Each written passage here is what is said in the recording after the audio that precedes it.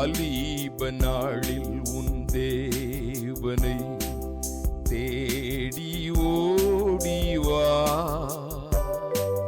பாவி உன்னை அழைக்கிறார் இயேசுராஜனே. வாலிப நாளில் உன் தேவனை தேடி ஓடிவா.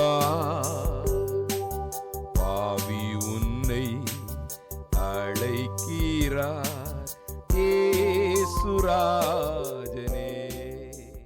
ஆண்டவராகிய இயேசு கிறிஸ்துவின் பரிசுத்தமுள்ள நாமத்திலே உங்களுக்கு வாழ்த்துக்கள். பரிசுத்த வேதாகமத்தில் மார்க் எழுதின சுவிசேஷம் 2ஆம் அதிகாரம் 10ஆம் வசனத்திலே இவ்விதமாய் வாசிக்கிறோம். பூமியிலே பாவங்களை மன்னிக்க மனுஷகுமாரனுக்கு அதிகாரம் உண்டு என்பதை நீங்கள் அறிய வேண்டும் என்று சொல்லி திமிர்வாதக்காரனை நோக்கி, நீ எழுந்து உன் படுக்கையை எடுத்துக்கொண்டு உன் வீட்டுக்கு போ என்று உனக்கு சொல்கிறேன் என்றார். ஆண்டவர் இயேசு கிறிஸ்து கப்பர்நகும் என்னும் ஒரு பெயர் கொண்ட பட்டணத்தில் இருந்தார். அந்த இடத்திலே ஆண்டவர் இயேசு கிறிஸ்துவின் இடத்திலே ஒரு திமிர்வாதக்காரனை கொண்டு வருகிறார்கள். அவன் நடக்கக்கூடாதவனாயிருந்தான். ஆண்டவர் இயேசு கிறிஸ்து அந்த மனுஷனை பார்த்து மற்ற ஜனங்கள் புரிந்து கொள்ளும்படி சொல்கிறார். அந்த மனிதர்கள் யார் என்று பார்க்கும் பொழுது அவர் தேவன் என்பதை ஏற்றுக்கொள்வதிலே சந்தேகப்படக்கூடியவர்களாயிருந்தார்கள். ஆண்டவர் இயேசு கிறிஸ்து இன்றைக்கு உங்களிடத்திலும் என்னிடத்திலும் இந்த காரியத்தை தான் சொல்கிறார். அவர் தேவனுடைய குமாரன் என்றும் பாவத்தை மன்னிக்க அவருக்கு அதிகாரம் உண்டென்றும் சொல்கிறார். இந்த உலகத்திலே நம்மளால் செய்யப்பட்ட எல்லா பாவங்களையும் மன்னிக்கக்கூடிய அதிகாரம் நம் இரட்சகர் ஆண்டவராகிய இயேசு கிறிஸ்துவின் இடத்தில் இருக்கிறது. கப்பர்நகும்